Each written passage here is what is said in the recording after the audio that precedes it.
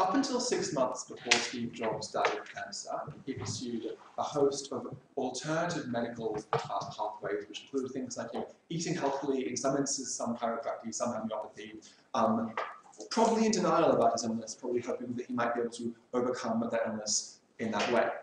At that 6-month mark, he realized he'd made a mistake, and he wanted to get actual treatment for his cancer.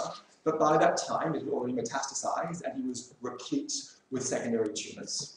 Anti-opening government, we think, is unacceptable when pseudoscientists prey on the poor and the vulnerable, feed them misinformation, create relationships of trust, and then abuse those relationships and profit from it. And we're very happy to be the team that says that is unacceptable and borderline criminal. I'm going to give 2 points in this speech. First of all, I'm going to clarify exactly how predatory all of these alternative medicines are, and then I'm going to explain how, after our mechanisms in place, we save lives and increase medical treatment, the quality of medical treatment we get access to.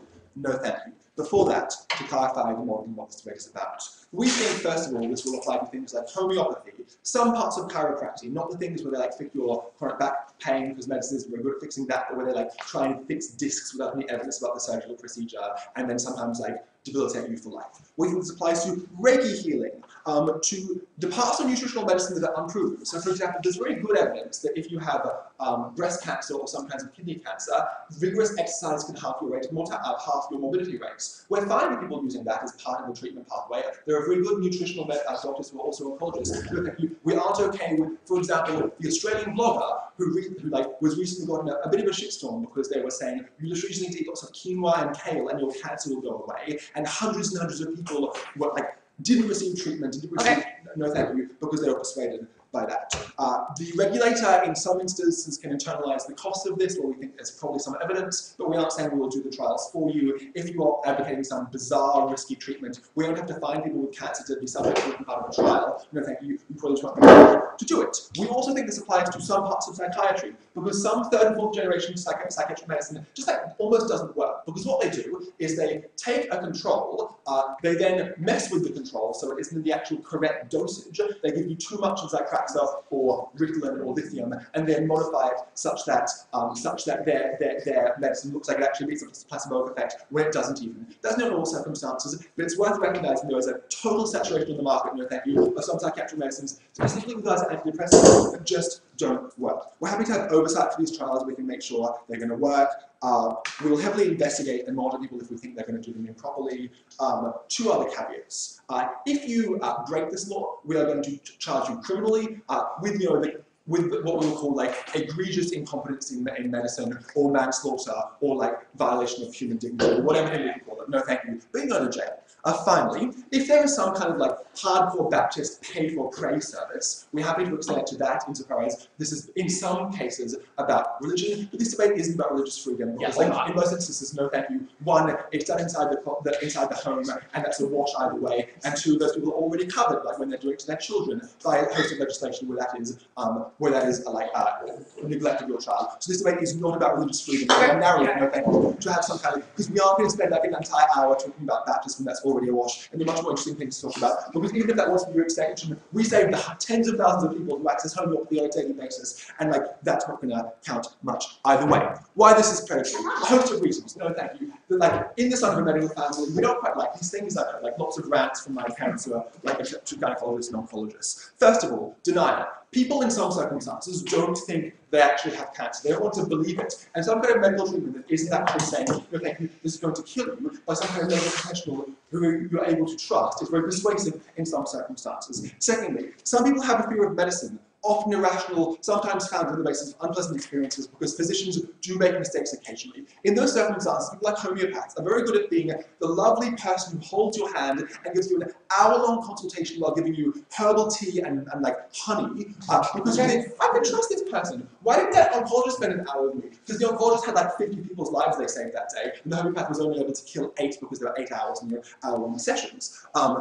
Further than that, we think many of these kind of medicines put on intuitive beliefs about how how like the body works. There's a reason that the human theory of illness survived for like 400 years. It's because we think the body works a certain way and we're really wrong about it. Like intuitively, no thank you. If I say, oh yes, well the thing is bloodletting, like you can collect all of the bad stuff here and then draw it out because that's how blood works. You're going to go, oh, that sort of makes sense. It doesn't, it's not true. Unfortunately, the human brain isn't very good at dealing with it that way. And finally, in some contexts, people have denial about payment pathways. They aren't able to afford a suite of chemotherapy in the US. We aren't saying we can necessarily give them full chemotherapy, but there are other things you can do which advertise for their doctors. So two things. One, in many cases we're talking, I'll get to in a second, about fluffy pseudoscience. In other cases we're talking about some kind of psychiatric medicine. But all these target the most poor, the most vulnerable, and people who don't have much experience in doctors. Yes? Do you support forcing treatment on patients?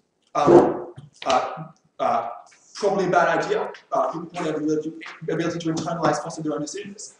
Probably a pretty awful thing to do. We don't have to prove like forcing anorexics or making people with chemotherapy take medicine. Recognize as well that in those contexts there are multiple things you can do. So you might just want to take palliative care and not like kill your body with chemotherapy. It would be unfair to say you have to do one and not the other.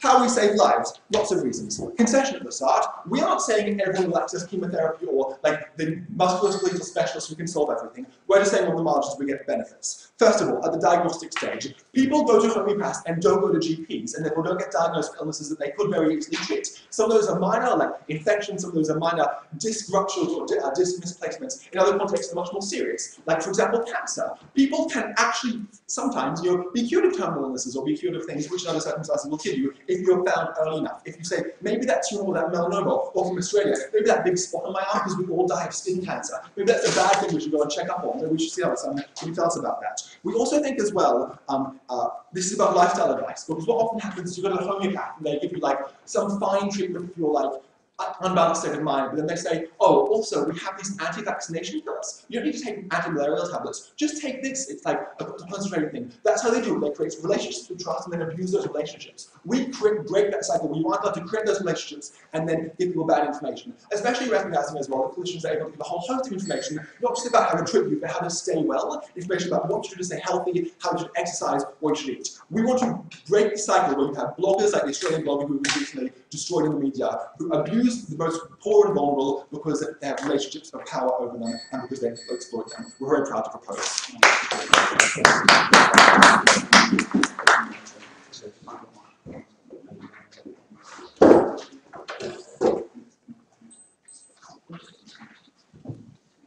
The leader of the opposition.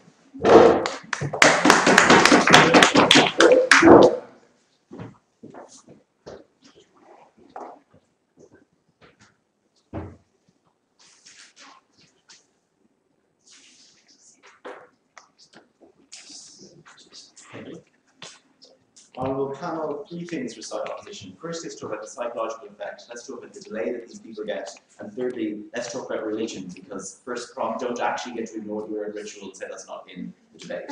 Let's talk about religion though. Okay.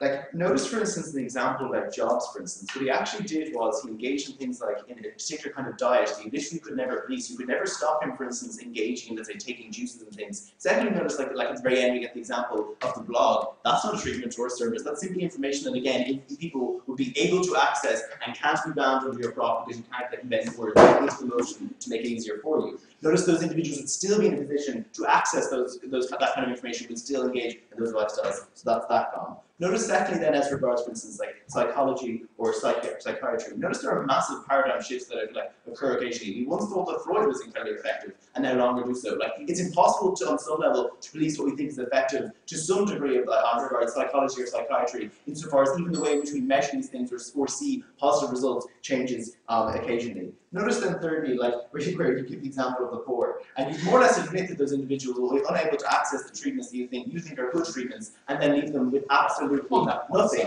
No, you can't really propose that. I mean, it's quite clearly then the comparative that even you set up is a world in which those individuals gain nothing from even something like homeopathy, for instance, which gives them hope or a feeling of solace or something. When you patently admit they'll be unable to access things like chemotherapy and things, and they are doomed to die, but they don't get anything in return. They don't get any access to rituals or things. Notice you don't have to ban lords into this problem, by the way. Like, loads of things and things that are provided with psychological care, which is incredibly important, are banned under your side, and those individuals get nothing. That's problematic. we think those individuals at least could have the benefit of solace or something or some sort of hope on our side. Psychological. Notice firstly, like on the basis of let's talk placebo. That the placebo on some level works on the basis of psychology. So what is individually effective for what is effective for an individual is based on your individual makeup or like a particular culture, like background you come from, what you believe to be true about the world, or how you have been brought up. So the point at which you are testing that, it probably becomes a problematic test because while let's say for instance the placebo might not work on average for the population, it might be the case if you come from a particular upbringing, religious upbringing for instance, which believes in certain things, it is possible that you will gain from that particular effect insofar as it accords with your particular, psychological makeup and what you believe to be true about the world. So if it is the case, for instance, that I come from, let's say, Catholic upbringing, I believe certain things to be true about that placebo effect might work for me because I'm an individual who believes those things to be true, which might not work for the average or the overall population average, but will work for me as an individual. Notice that the state essentially, on some level, must exist to facilitate choices. So if I'm an individual who's capable of making the choice and wants to make the choice to engage in a particular kind of service or a particular kind of like new way of viewing the world, that I ought to probably be allowed. If you have a particular burden to prove to me why I am allowed to opt into that particular way, when you also yourself point out that some of those individuals will not have the ability to opt into other services like chemotherapy, other things that cost a lot of money. Notice secondly that one of the huge problems with things like health services and reasons that people hate doctors, for instance, is they often don't feel any control over their lives. They feel instead that they've been institutionalized and they are stripped of their individuality or the person that they are, and they're simply a number on a list. At the point at which an individual can engage with things like philosophy or rituals, for instance, that they think work for them or are good for them, they feel that they are human. But notice also, you mischaracterize individuals who engage in these things. Most people don't just engage in things like homeopathy. Often they work in tandem with going to a doctor because they think that together these things provide them something, or the two different services provide two different things for them, or maybe it's just like a plan B. I don't know why they do this, but the point is that on average they often do engage them like at the same time. So the point at which you deny them access to one of the things that they really want to, you prove that conception that medicine or like engaging in institutional medicine often strips you of your humanity, and you leave those people feeling vulnerable, terrified, and feeling like simply like a number. You think that it's unfair because we think the state is, as we said, there to facilitate your choice, and if you can opt into a particular choice that helps you or make that treatment better for you, why not? Notice then also like the delay that does occur. Like these things could take years to test. You're literally cutting these individuals off potentially for 10, 15 years on the basis that like making these tests, for instance, often involves large amounts of capital time, individuals willing to engage in kind of testing services. So all you are doing is you're literally ensuring that those individuals are unable to engage in that process for a long period of time, even if it was one that'd be good for them, but they're unable to opt into that, and we think that is problematic. I'll take you, I think, going forward. Yeah, question.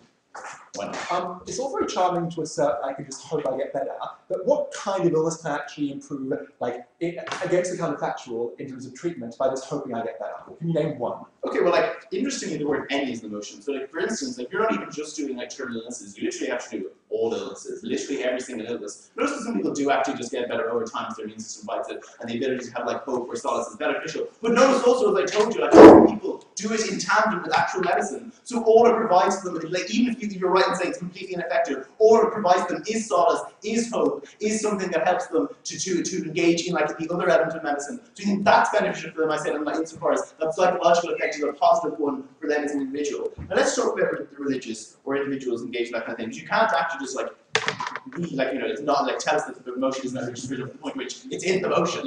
That's how it works, unfortunately. You can take a look at your seat if you want. The point is essentially is as follows, right? Many religions do speak to things like healing or other elements like that. Notice that faith is a constituent part in most people's core being. Often people will choose religion over the state, for instance. They will choose to go against the state. We've seen this time and time again when the state has attempted to persecute religious freedoms, that individuals just engage in those religious freedoms anyway. So we say that even if you want to ban this, what probably happens for particular minority groups or conservative religions who don't talk about healing or other things, what is likely to happen is those individuals will probably still underground engage in the services that they believe that their religion provides. We think it is problematic at the point at which the state is actually banning them, because what happens now is there is no willingness on those individuals' part to engage with national health services. So even if you're right in suggesting that they are better for those people, at the point at which the state alienates them and tells them that in fact your particular way of healing, for instance, is incorrect, they will not even be willing, for instance, to engage with it in tandem. They will not even be willing to engage a national health service in tandem with with their health, but their likelihood of healing. But even beyond that, even if it isn't that case, what is also likely, they simply don't engage in a health service at all. So the state is unable to like aggregate results or information from those people or to engage them. We notice that information is used to create policy about people. We think it is problematic at the point to which the notice of those individuals are often the ones who are most persecuted by the state, as they're minorities and people who don't fit in like the norm that the state sees as like the average citizen. We think that's problematic. We think those people now are further entrenched in their feeling of otherness, and we think that that is problematic for them, and their health results probably go down because they don't want to engage in that health service.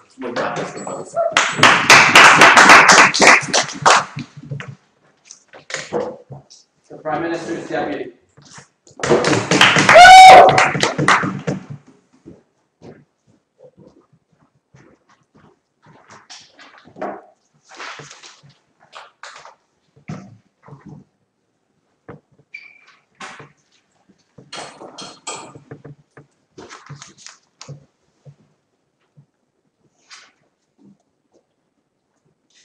Ladies and gentlemen, the medical industry currently stands to profit off of pushing through medical testing before we know the full results and impacts of these things. They stand to profit off of marketing to people the placebo effect, telling them it will take away their cancer. It stands to like take advantage of the most vulnerable people and like makes their lives a whole lot worse. What I'm going to talk about in my speech is how we improve the medical industry, how we improve the quality of care, and how we improve trust between patients and doctors when you know that the medication you're being given hasn't just been rushed through, so that companies can like pad their wallets by marketing you like medication that may or may not work. But first, some rebuttal. So let's talk about what we hear in response to James's speech. So we hear first is this idea that like they're denying what we've told you about like the example of Steve Jobs or like people accessing lifestyle information, right? Okay, so like first of all, we're not banning anyone telling you like there is substantial medical evidence that like if you eat more antioxidants, you may well improve. What we're banning is someone telling you if you follow this diet plan I've made for you, your cancer will magically disappear, right? We're banning lies. We're banning the use of like libel and slander that deliberately endangers people's lives, right? So like while you could go to a like someone who offers you homeopathy, that person can't tell you this is a cure. They can only tell you like here are things that can help you. Here are things that go like next to the medical cure, right? They point you towards an actual treatment. Okay. Then we get in response to our material about how like these medical treatments prey on intuitive belief of how the body works. We get this idea that like it's impossible to know how science will develop, so like maybe it is true. Okay, so first of all, under the status quo, where you could give someone a placebo effect, like you could give someone a drug that hasn't been properly tested, it is impossible then to better develop science and move in a direction that gets us better treatment, right? Meaning we're more likely to get the kind of scientific developments that improve actual treatment under our side of the house, rather than under a side of the house that allows us to use like hocus pocus to solve people's illnesses, or say like some people just get better, rather than actually looking into like how those people get better and how we improve care. All right, then in response to our idea of like how we break a cycle of lies and how we like stop abusing the vulnerable, we get this idea that like at least on our side of the house you get some like psychological care. Like first of all, at the point at which this psychological care is a lie and may prevent you from accessing conventional treatment, we're not willing to buy that that's a good thing, right? At the point where someone could literally die. But secondly, we think that like this conceptual psychological care doesn't go away under our side of the house, right? Like you can still access like diets, you can still pray, your church can still say we're praying for you during this tough time. They just can't say like we have this religious ritual that means you don't need to go to the doctor, right? They can't prey on the fact that in a religious community you're more likely to trust the people around you, and therefore if they tell you something that we know to be a lie, you're still less likely to believe your doctor, right? We think that's really problematic. So now let's talk about what we hear out of opening opposition's case, right?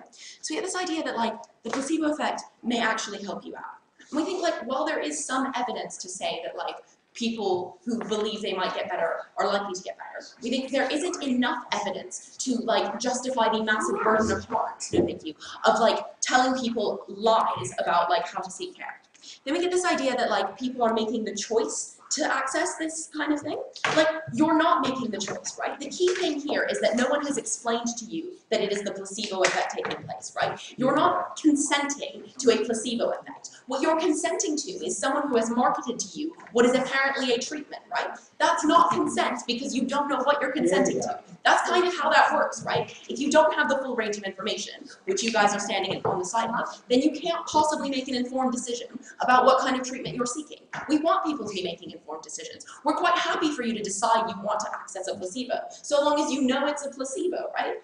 Okay, moving on to the stuff about like how it makes you feel human and like how people often do it working in tandem with a doctor. We think that's great, right? But you're less likely to do it in tandem with a doctor at the point at which you don't know that it's a lie, right? So like more information means you're more likely to do both at the same time. That's great. We actually get the kind of people you want to talk about who are like being taken care of mentally as well as physically. All right, and then lastly, we get this idea that like if you take it away, you prove the conception of institutional medicine makes you a cog in a machine, right? Like this will come in direct clash with my material. But basically, lots of medical companies benefit from being able to push out drugs very quickly on the basis that like it kind of does the placebo effect or a little bit more, right? That makes you more of a cog in a machine because they look at sick people as a way of making profit and therefore don't do appropriate testing. No thanks. And then we get this idea that like it's bad to push this policy because it takes years to test effective medicine. That's fine. We'd rather spend years testing effective medicine and making sure we're giving people like appropriate treatments. That's great. And then lastly, we get this idea that like religion is super important. That's fine. We think religion is super important and you're allowed to have that religion. We're telling you that this isn't the main grounds of the debate because we're only extending the status quo insofar as like religious individuals still can't like deny healthcare for their children on the basis of their religion, right? We're telling you like you can't just lie and prevent people from seeking care in a religious community. We also deny the characterization of religious people as totally irrational, right? We think lots of them probably do believe in conventional medicine. We just want to help the people who like could be taken advantage of. On to the stuff about improving the industry, right? So let's talk about the way in which the medical industry works, particularly in cases of medication for like mental illness, right? We think there is a massive, massive profit incentive to push out drugs for mental illness without properly testing them, right? Because like in the USA today, you can go to a psychiatrist and walk out with a script within a 30-minute screening session. This means that companies have an incentive to like cut short their testing period and to like shaft certain results in order to make the most money out of it. Okay. I think the problem there is that these companies are preying on fear. I'll take closing. Okay, so all of what you're describing is massively improved just by making pharmaceutical companies publish trial data. They actually do. All the studies you're talking about, none of this falls within the purview of the debate. Like, that's not true on the basis in which, like, people are less likely to access that trial data if their doctor is selling them that. Doctors are incentivized to prescribe certain medication for you because they get freebies from medical companies. Like, the whole thing is bloated and corrupt. We get rid of that at the first level rather than allowing this bloated corruption to continue and then forcing ill people to be the ones to, like, look for that care, right? Like, we hand this, we hand responsibility for this over to the people who are, like, doing the bad things and then make them stop doing the bad things, right? So, like, that's the problem. So I think what we've told you is like the way this industry operates is it preys on people who are desperate for some kind of cure. It preys on people who are thinking like anything that will help me, I will take. So they're then able to tell lies, to tell you like this is definitely going to work when there is no proof for that. We think this is the same is true of homeopathy, right? It preys on people who are desperate for something to comfort them in a time of need. We think what we do under the setup house is prevent people from being able to prey on the like most ill for a profit incentive, and we move things back into like the realm of conventional medicine, which is like the only thing we have proven to work with like actual scientific evidence. For all of these reasons, we beg you to support the motion. Leader of the Opposition's Deputy.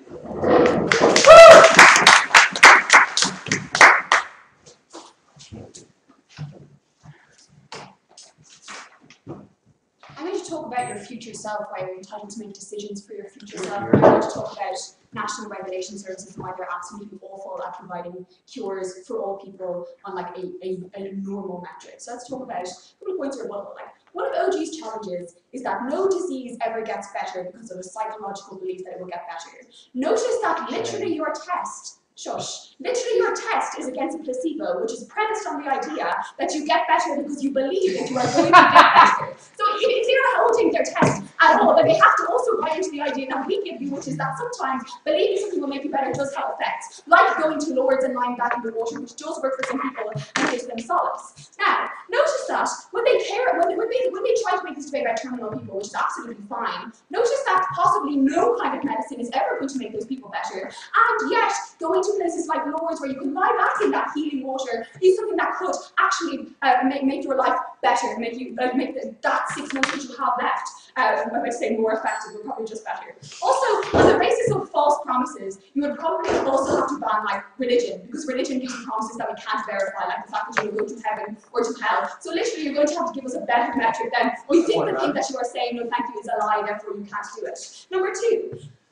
she says that you can still go to a homeopath. A homeopath just can't give you anything that they say will work for your disease. So how does that work? Like, are you still going to go to the homeopath and they're just going to pass you a package and say this definitely is not going to work to cure the thing that you like? Literally, that's not going to occur. So effectively, what you have to do is ban people going to homeopaths, ban people going to places like Lourdes, ban people from doing things that they think will work for them. No, thank you. Then she says, when you're laboring under false pretenses, we can't develop real medicine. Then we ask, how has real medicine ever developed? From your own analysis, so see the fact that we thought that bloodletting was something that could cure like bad humours, and yet we are now at a stage where you think is conventional medicine and that actually works. So how did that happen, first prof? If it is the case that starting from a point of falsehoods doesn't work, also note that that is true of Freud, someone who is now entirely discredited, and that was the father and mother psychology. So how did that ever happen if it's not true that you can move from falsity to truehood? 4, you prevent people from accessing treatments that actually work. Number 1, the leading cause of bankruptcy in the US is medical bills and not being able to pay for your treatment. So actually, you don't prevent people from accessing other treatment because they possibly can't afford it anyway. But what you do is you, thank you. And we also say that like people often do access that medicine in tandem with homeopathy or in tandem with going to Lourdes, for example. So it's unclear that you're actually moving people from one camp to the other. Number 5, the idea of you're not consenting to having a placebo, you're not consenting to the placebo effect. We actually ask then, is it okay for me to enter into a medical trial where I might get a placebo or I might get the drug, or is that also me not consenting to the placebo effect? Question. Also note though, importantly, we allow people to consent into things that they might not meaningfully understand. For example, we think that people who take drugs don't meaningfully understand what that commitment is, and yet we still let people smoke, for example. So are people allowed to do anything on your side of the house? Unclear. Finally, 6, people and companies have a profit incentive. That's still true under your new world. Like drug companies will still have an incentive to pump out drugs and try to sell them to people. So unclear if that changes. Your future self then. So ultimately, this debate is about allowing people access to a spectrum of options that they may or may not choose, that may or may not be in their interest, that may or may not be in the interest of their future selves. Because when he says that Steve Jobs regretted massively in 6 months' time that he hadn't entered into conventional cancer treatment, note that 6 months ago I signed a job contract that in 6 months' time I might seriously regret. The fact that there is a chance I might regret in the future does not mean that I'm not entitled, no thank you, to contract into it at the point to which I do. That is also true from making any kind of choice that you ever do. When I enter into a relationship with someone, for example, I'm entitled to do that even though it could have bad effects. That is literally true of any kind of relationship that you have with any other person or any kind of service. So it's also true of drugs. Not sure how that happens. But notice so you are entitled to displace your future self in favor of your current self. But importantly, number 2, if it's the case that you can't consent into something that you don't understand, again we give you examples of being entitled to smoke, for example, which you might not meaningfully understand because it's and people are entitled to have a religion, which you actually absolutely accept that they're entitled to have, which is something that you might not meaningfully consent into because it changes your psychological makeup. Let's talk about the people who have a fear of medicine, because they tell you that this is a way of moving those people away from homeopaths and into doctors. Unclear why they do that though. If I have a fear of medicine, it could be because I've had past bad experiences with doctors, or because culturally doctors are something that's been incredibly bad. So for example, in Ireland, there's a long history of the medical profession removing women's wombs, for example, or giving them awful medical treatments, leading to the fact that often in Ireland, older women literally do not trust doctors because they've been awful. So it's unclear when you remove people's ability to go to Lourdes or to engage in other holistic practices that they ever go to doctors at all, because you're still afraid of them. You're still afraid culturally, you're still afraid historically of what that doctor might do to you. So there's no reason for you to absolutely engage with that, so that's unclear, you're missing your analysis. National regulation though, I'll take the POI first. Yeah. What is the primary aim of anyone seeking any form of treatment? Probably to feel better themselves, to feel kind of autonomy about their own body, and to be able to make choices about what the best treatment making for themselves is. But note that it's an individualized choice, so what I might think is best for my cancer treatment might be totally different to you, Andrew, so I'm unclear what that POI is doing for you. National regulation. Basically this entire motion depends entirely on whether or not the national regulation is effective, or at least I thought, until PM stood up and said, we're probably just going to test these things because we're not going to put cancer patients through like Lourdes water. So actually what happens now is you're just not going to test all of this stuff, which means that people don't have access to it at all. But let's talk about best case scenario if you do actually give people who have alternative medicines any kind of hearing, which is probably what you should have done, probably is fairer for you guys rather than for us. National testing services are incredibly gendered for reasons that I've already alluded to, but we'll go on and talk about, incredibly classed. Note that the medical profession, unfortunately, is one that has been antagonistic to certain social groups and certain individuals, but incredibly important at a state level that is even more so. Note that there has never been a state-sponsored testing regime of the long-term use of tampons, for example, yet there have been many long-term usage of Viagra, for example. So that just shows you one of the differentials that we take into account when we are deciding what to test or what not to test. So when we say at that point, it is actually unclear to us why this is at any point a fair system to take into account. Importantly, note the medical profession has been incredibly antagonistic relationship with religious individuals or with cultural individuals who believe in alternative medicine. So literally there is no reason for the FDA to approve many of these treatments at all. And at the point to which they don't do that, you just get people from those same groups say, we haven't got a fair hearing, because as always, the medical profession is antagonistic to us. That leads to all the harms that Owen already talked to you about, that didn't get responded to. So ultimately what you do is you cut people off from a form of solace for them. Maybe it is a form of placebo, but maybe it makes people happy the same way that smoking does, the same way that religion does. Allow people to make their own choices for them and for their future selves. I'm happy to oppose.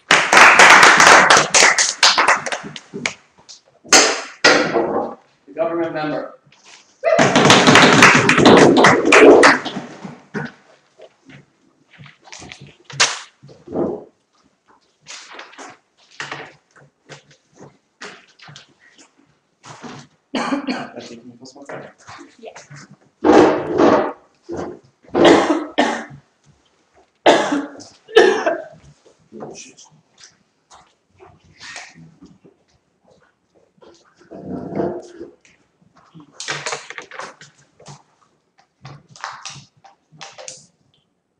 In closing government, we believe that the duty of the state is to protect people's ability to choose, the ability to control their autonomy, much the way opposition want them to. We say information is crucial to this, and precisely stopping misinformation is vitally important. The state has a duty to do so. First, some extraneous rebuttal. So we hear that this sort of medicine is great because the poor can't access healthcare. Firstly, in many Western nations there is some form of universalised healthcare, see Obamacare, see the NHS. Where there isn't, we're quite happy to say there should be, right? And we think fobbing people off with medicine that has been proved not to work is not the solution and is frankly despicable, right? Then we get told that people are completely cut off from all treatments for a variety of reasons, some of which were the financial ones I just dealt with, right? But note, this motion is specifically banning them from claiming a physical healing effect. So yeah, we agree that homeopathy is probably completely gone after this. But the priest who says, I can give you a blessing that is good for your spiritual well-being, probably still exists. So those people who do have a terminal illness where there is no medicine can still go and get some solace from the priest. Yes, they might be slightly more upset because the priest isn't saying you're going to live. But seeing as they were likely going to die anyway, even that is a minimal harm, they still get some solace, right? So we're fine with that very small trade-off. Then this idea that, we don't ban cigarettes, we don't ban religion. Like, different in two cases. One, cigarette packets in most countries have to tell you that they're really harmful, so you can consent. Also, so yes, religion isn't verifiable, but it isn't verifiably false. Note that these treatments are verifiably false. There is a word for alternative medicine that works, and that word is medicine, okay? Yeah.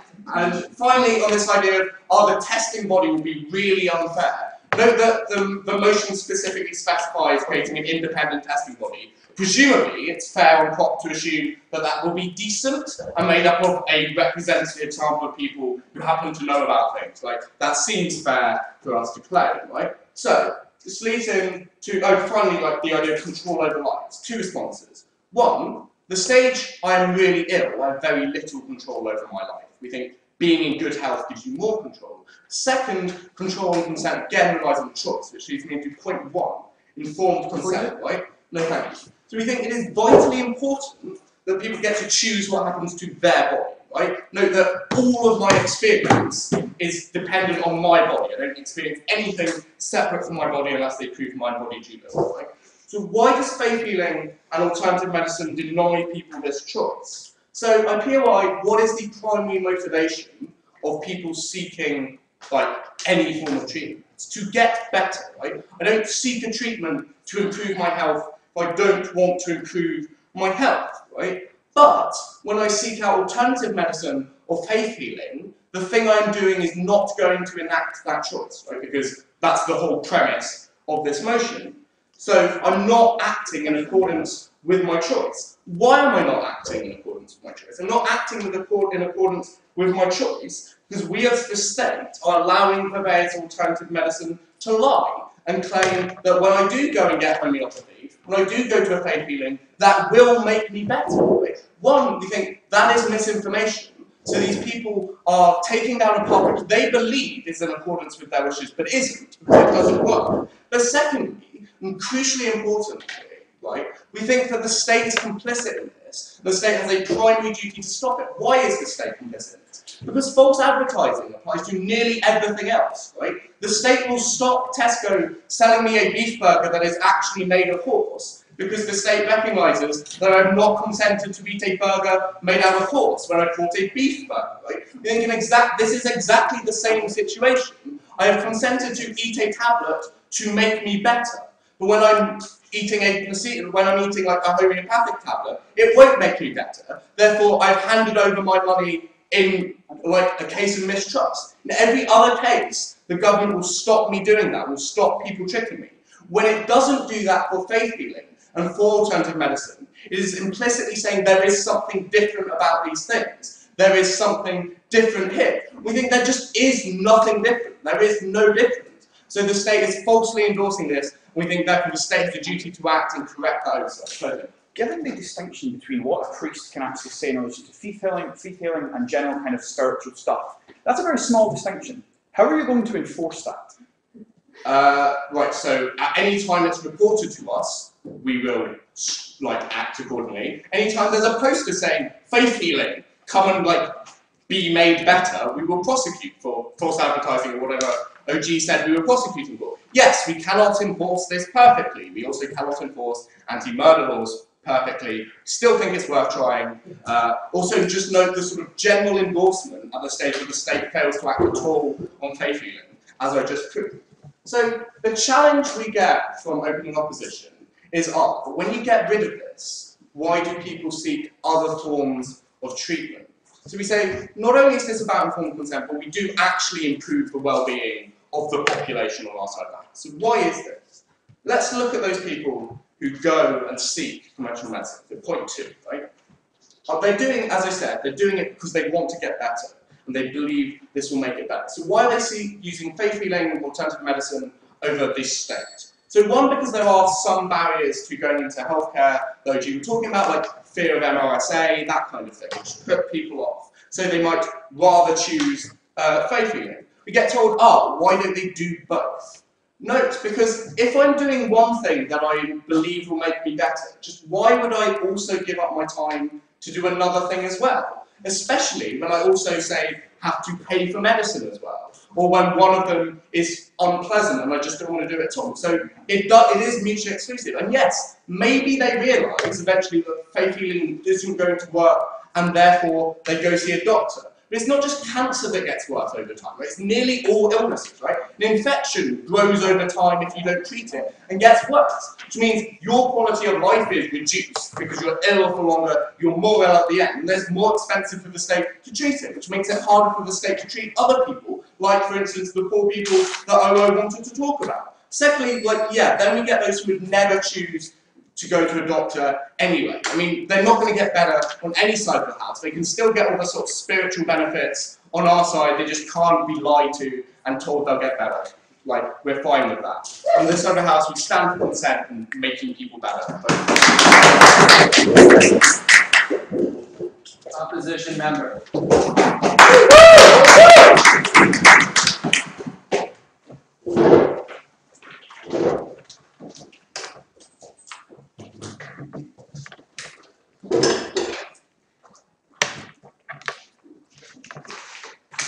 The first thing I want to point out, just for some kind of contextual framing and some actor analysis just in the very first place. We tell you, and we recognise that the vast majority of people undertaking these kinds of treatment are people who've already tried all of the other kind of NHS, Obamacare medicine that is reasonably regulated and well known. That is intuitively true. Why might it actually be analytically true, right? Because we recognise that there's a lot of information that is spread about these kinds of practices. So we recognise that people probably, the vast majority will not go to these things first.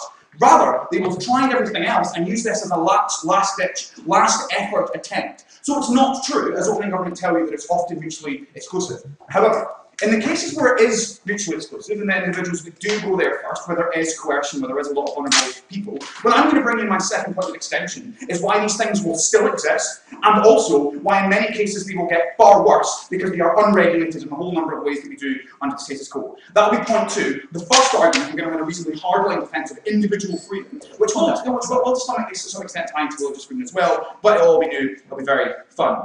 And before that, some response to closing government. They say that it's a choice, and it's making that informed consent. My first point will to a large extent deal with this, but recognise, by opening government's own concession, there is a huge amount of information that is already spread anyway. Like the blogger that he told about in Australia, according to them, got pilloried by the media. There is lots of information that is necessarily spread every single time these things are advertised. It's reasonably common knowledge. The people who are going against the grain, I suggest, have such a strong, intense feeling to go to these things that will still exist anyway, so you don't actually harm anything. So, what about individual freedom then? Recognise that the purpose of healthcare isn't necessarily to give you the most objectively correct, automatically will always treat you every single once of the time, because we recognise that it often coincides with other kinds of important aspects, like bodily autonomy. There's something that need POIs and gets literally no differentiation as to why it's in any way different. So, we have a thing called Gillick competence, which is to say, where if you're literally a 12-year-old girl and doctors recognise that you are of sound mind, and you understand the conditions and circumstantial effects of the decision you're making, you are allowed to refuse any kind of treatment, right? Even if that would, in a logical sense, seem to be unfair, even if you've been lied to, Andrew. The point is that if you are able to process that information, it's not based on the quality of the information, right? It's based on the quality of the individual, because we recognise that bodily autonomy. But also, Jehovah's Witnesses are allowed to refuse blood transfusions. Recognise that is a very coercive religious structure that literally exists and tells you arguably falsehoods, and that means you're still allowed to refuse this. Recognise someone who's old can refuse palliative care, or one of the most coercive factors might be that he or she feels a burden to their family. So even if opening government are right, it's all coercive, that's why that's different. We allow individuals to make these kind of choices all the time because we recognise the harm principle, which is that you can consent to things insofar as they only affect yourself. Why is freedom important, Mr. Speaker? Because this is something that never really gets actually done in debate. The reason why we are all feminists, right, is not necessarily because we want women to have the best choice, right? The best consequential understood outcome. That is to say, patriarchy didn't exist, and the woman genuinely consented and wanted to be,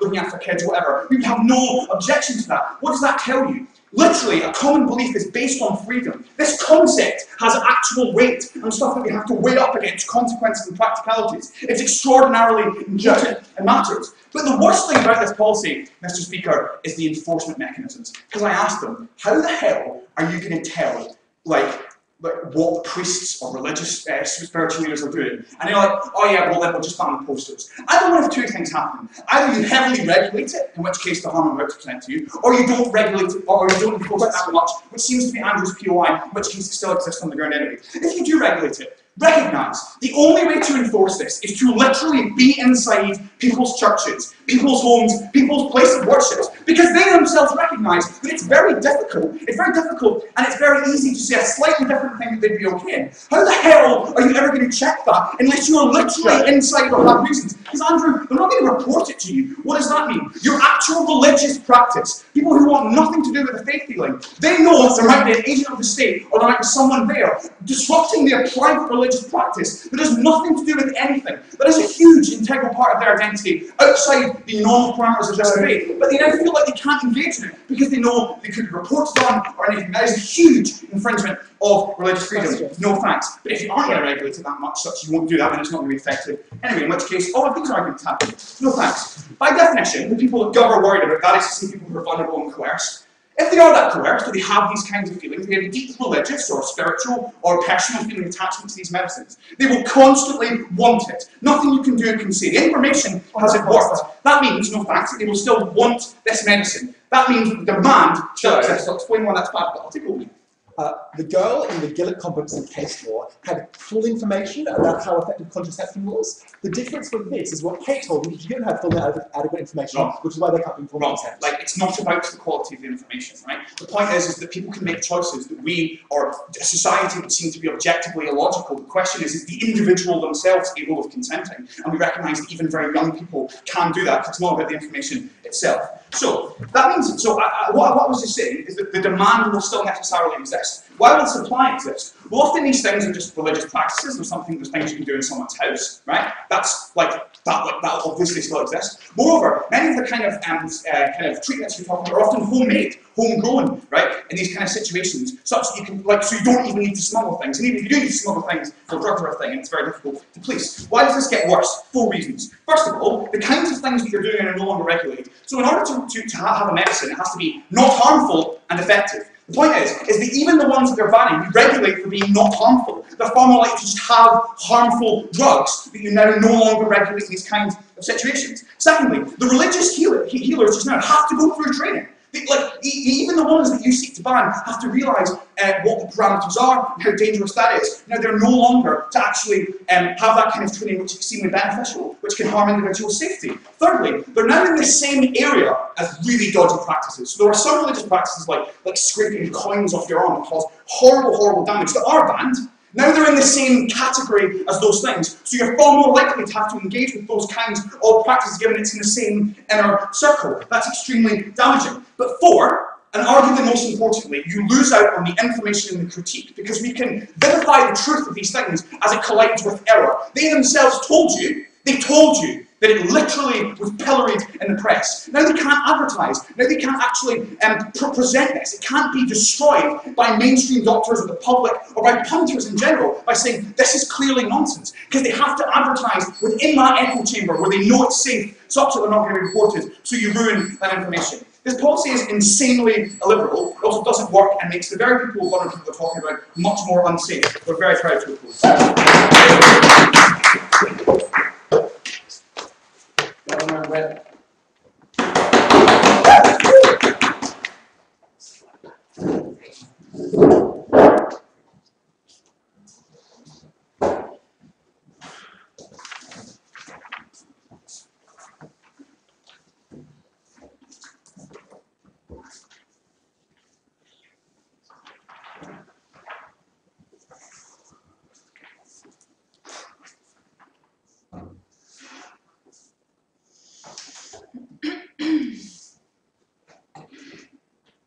From closing government, we're happy for people to choose religion over health. We're not happy for people to be misled into believing that they have both. 2 points for you today.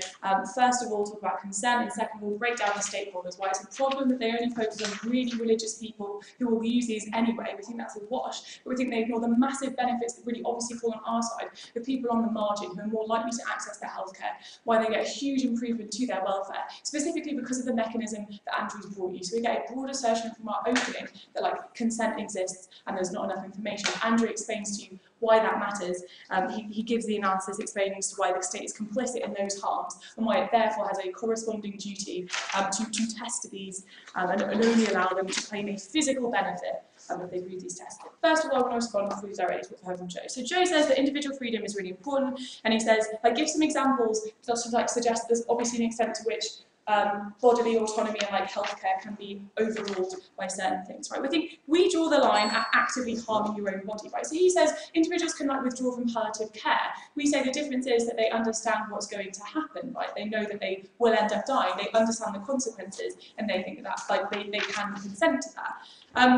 And he tries to characterise it as information exists and the individuals can process it. I think first, and he says like it's not an issue of the quality of information, but that ignores the fact that like many individuals in their lives will have reference groups of like social individuals they interact with, right? So if you're one of these marginal groups, so my two stakeholders are going to be like very religious people and then marginal groups, right? So marginal groups who are religious have a point of reference within their religious communities, right? So their first port of call is to speak to people that they interact with, who will naturally say, why don't you try these healing treatments first, right? So Andrew explains why this is a problem, because if you leave an infection to fester for like months and months while your stuff isn't working, that actively harms you, and means even if you're desperate and you turn to the NHS or a healthcare system afterwards, it's actively harder for you to be able to do this. So Joe tries to characterise this and says, well, many people who turn to these faith healing treatments have already tried the NHS anyway, but like if they are that desperate, then they're likely to still go to a priest and find solace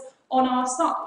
The difference is, on our side, that the priest has to be honest as to what they can achieve, right? So on our side, we still get that psychological benefit of being able to talk to a priest. Then Joe in his POI says, well, this is ridiculous, like you can hardly enforce a physical versus a like spiritual healing distinction. But this is completely untrue when you compare it to other regulatory changes that we've had in the world, right? So like, it sounds flippant, but like health and safety a long time ago was a really foreign concept. But individuals and organisations adapt and understand the context they have to operate in, right? So when you have advertising for like priest healings, you talk about the spiritual benefits that you have as opposed to the actual physical gains, right? And then he says you would literally have to be inside churches in order to report this. And that's like obviously not how policing works. We don't support individuals having to be in churches all the time. But we think what's more likely to happen is for very religious people who still want to go to their priest and have this faith healing, in terms of like the spiritual benefits or the hope and that kind of like nice stuff that opening off want to talk about, they go to these places where there's probably going to be other people suffering from illnesses, maybe other people who have cancer, and then you can actually have that conversation of, hey, there's a great doctor that I met at the hospital. He was really supportive and really understanding about like the needs of religious people. I think that's much more likely for you to be able to get involved in that healthcare system. Anyway, no, it's also a massive mischaracterisation to say, so we get this particularly from opening, and they say, broadly in the medical, like in hospitals, but also in regulatory systems, people are incredibly antagonistic towards religious people. We dispute that, like, massively, because individuals who get involved into the healthcare profession care about people's welfare, right? They often do it from a need to, like, want to make people feel better. So you see lots of doctors who, even if they might say, oh, you know, even if they are a little bit concerned about an individual's religious practices because they might believe it's counterintuitive to their like health benefits, they still interact with them on a humanitarian level, right? I think we still get those kind of benefits, right? So in terms of this clash about consent, like, what we get from opening is a lot of examples without a real framework as to why this consent is really bad. So they say, you might sign a job contract, you might regret it. You might join a religion, you might regret it. Andrew responds to this and explains that like, healthcare is uniquely important because if you have no health and you're not alive, you can't experience anything ever. Right? We think that like, that makes it uniquely important to be an informed decision, which we get from this metric, right? But also the examples that they use are not verifiably false, right? Like, the state doesn't allow like cocaine and ecstasy to be consumed because it's unclear what the consequences might be. Right? Some people literally die from their first usage. We suggest that that similar harm applies when you engage with faith healing continually. Don't turn to the traditional healthcare system. We say those individuals don't consent to those harms. We think that that's really, really important. Right? No, thank you. But just to make it clear that we've responded to their freedom case, Joe says that you are feminist because you believe in individuals' freedoms. We say no. So feminism is about understanding that there are coercive forces that interact in the world. Right? Under our side, uniquely, we are aware that there are coercive forces for some people which encourage them to turn to practices that will actively harm their healthcare, but more importantly, that tell them that they're going to get better. Right? We contest that this hope that opening want to talk about is worth it. We say it's not worth it. And we say when the state doesn't intervene and actively counteract this, we say it's being complicit in that coercion. We think that's really bad. So let's make it clear about the stakeholders, right? So really religious people, like Joe wants to say that they would go underground and they would engage in these practices anyway, but that's really non-comparative because if they are only turning to religion and they fundamentally believe this, how are they ever going to get them to decent healthcare on their side of the house, right? That doesn't happen. We've had all these things of like people access both systems in tandem, but if you go to faith healing, you think that you're going to get better because like your religious leader tells you that you're going to get better. So you're unlikely to go to it anyway. So we think that's broadly a wash in terms of that stakeholder, but the huge benefits that we obviously have are individuals who might have been reluctant under the status quo to go to healthcare, right? Who might give faith healing a go and get significantly worse in the process. That's a huge harm. I think even if they have some psychological effects for the same stakeholders under op, we think you have to trade that off against the physical harms, which are so much more important for these individuals' lives. Then we have this contention from opening when they say it cuts people off. They say, one, poor people can't afford it. We say, even if that's true, like you probably can't access a lot of the faith healing stuff anyway. But as Andrew said, loads of countries provide healthcare support. But it's also not inherently gendered for any of these regulatory systems. See, trade unions were massively gendered, but social progress happened, right? It's not inherent to the system. And we can have independent bodies to verify that, but also people go into healthcare industry to help them. We don't think this is likely to happen. Look, Andrew's duty framework as to why consent is really important explains why we have a duty to do this for some of the vulnerable people in society. We make real benefits to people who need it. Proud to close. The opposition.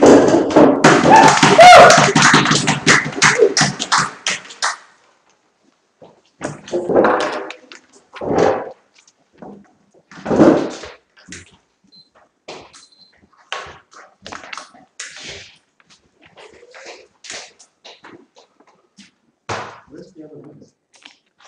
I'm in trouble, right?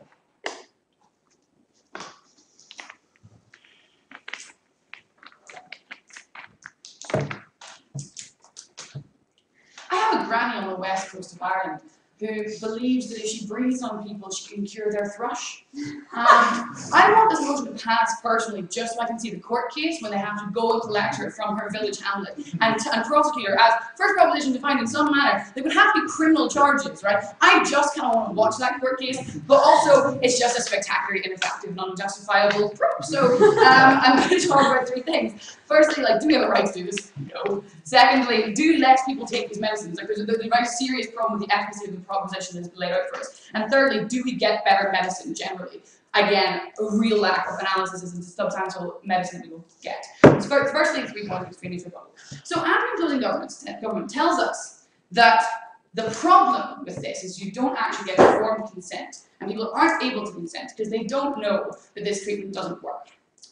That's deeply flawed for many reasons. Firstly, it literally means, I know real consultants who couldn't take their own medicine by that logic. Like, no one can make informed consent about this type of decisions truly, right? Because it requires a complexity and a level of knowledge that is just not available or accessible to most people. It's really logically flawed to stand up and say that. Moreover, it literally, like paracetamol falls out with this, like, the paracetamol is banned under this proposition. Like, there are just so many medications that don't, yeah, I know it would, it hits placebo, it's 30%.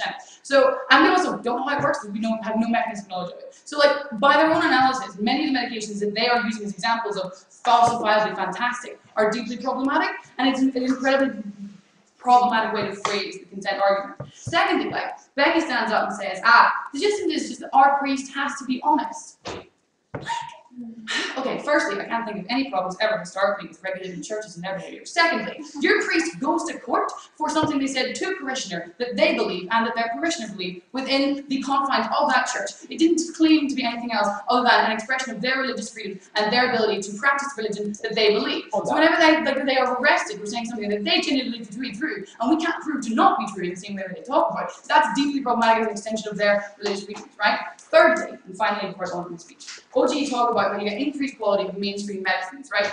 Actually, no, and moreover, they don't provide any clear mechanisms of how this might occur, right? She just says that, no, she just says that, sorry, apologies, they just said that, we will just have to give better medication because we'll have to do more trials because currently we're not actually trialing medicine properly. That's actually incredibly untrue. There are incredibly strict regulations about the processing of trials and the amount of trial data you have to produce to release medications in the first place. The problem is that they don't release all the trial data. They're a selective amount of trials so that it looks more positive and efficacious than it actually is. If you want to fix that, improve the trial data process. It's out with the debate. No, thank you. So firstly, do we have a right to do this, right?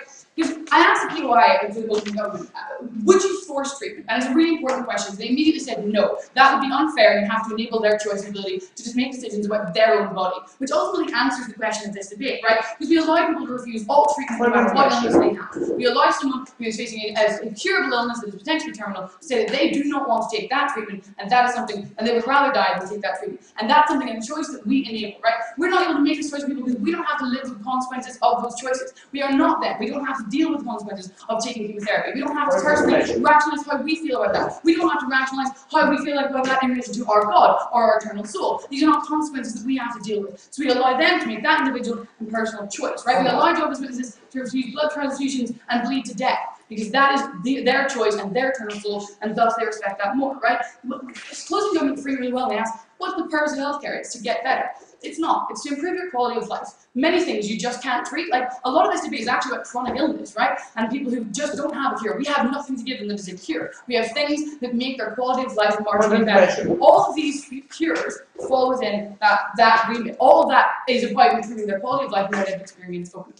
I explained to the room how, for example, a homeopath might create a relationship and trust with a patient who could have a GP, and then eventually... Okay, so there's actually, I'm getting onto this now, so this is really important, because I was just looking on this. Clashing to the series of OG here. Their characterization of how these groups work is very problematic. So, firstly, you don't only have a homeopath and never go to your GP. The vast majority of people, this is for homeopathy. People see this as an extension of medicine. They see it as an extension of many available treatments that are options for them, right? So it's options that they can go and take advantage of.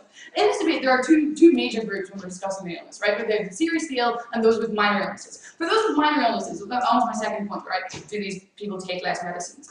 Like, for those with minor illnesses, they probably do not less of them go to see a homeopath or go to see a chiropractor because it becomes harder to access those services because they're not as widely billed or advertised, right?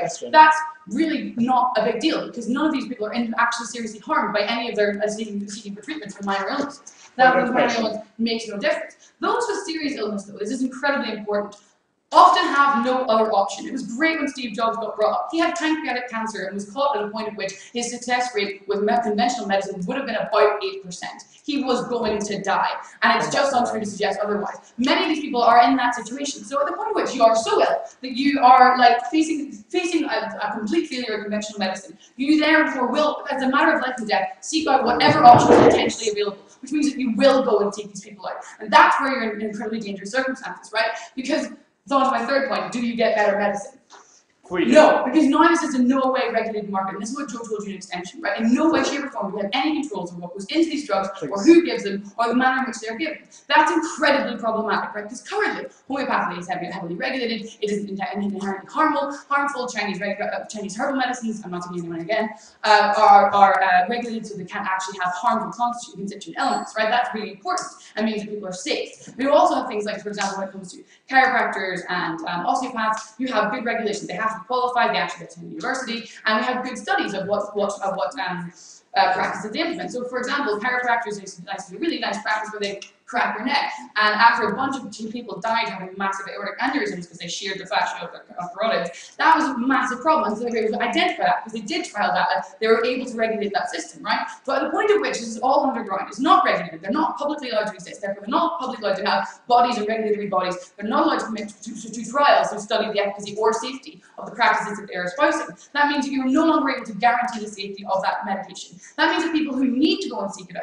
people who do see a failure of modern medicine, or are afraid of a failure of modern medicine, but do want to seek some treatment, are now staring down the barrel of a completely unregulated black market that is far less effectively regulated. The bottom line is therefore that you leave people who have little choice to begin with a much more dangerous option. So in this debate, if you care, like insofar as it matters to prove for proposition, either that people get better or that the medicine they get gets better, that on both counts they fail, because those people for whom like this is a matter of life and death ultimately are put in a far more dangerous situation, and we care more about them with the life.